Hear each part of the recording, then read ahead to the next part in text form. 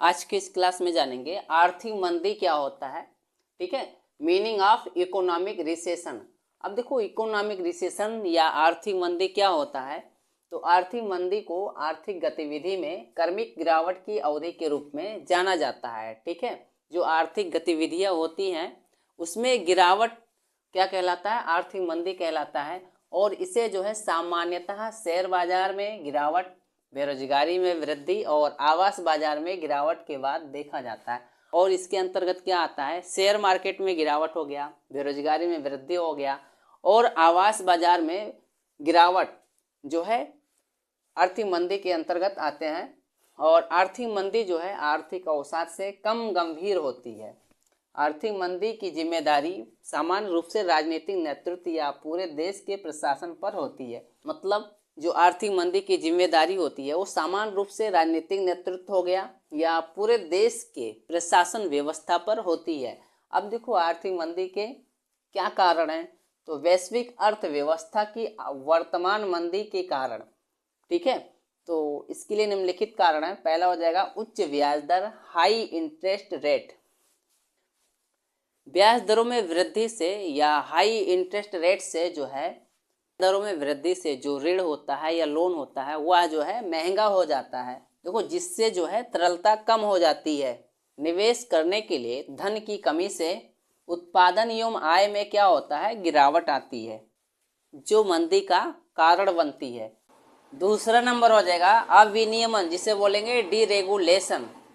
विभिन्न व्यावसायिक गतिविधियों का अविनियमन अर्थव्यवस्था में मंदी का जो है एक अन्य कारक है।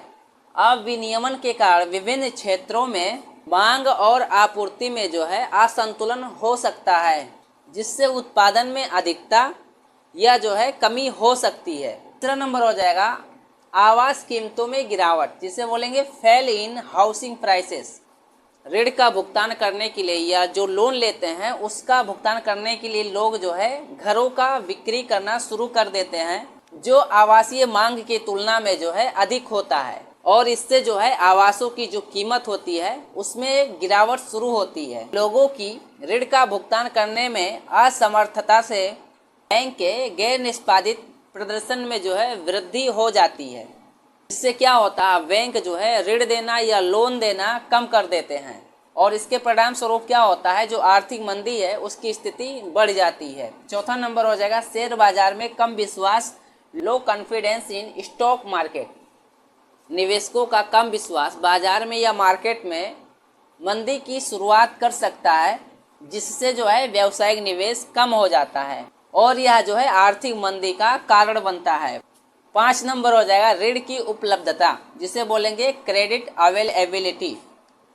कुल मांग गिरने पर व्यापार एवं वित्तीय संस्थान जो है एक दूसरे को ऋण देना या लोन देना जो है कम कर देते हैं, जो बड़े पैमाने पर साख की कमी और परिणाम स्वरूप जो है आर्थिक मंदी उत्पन्न करता है।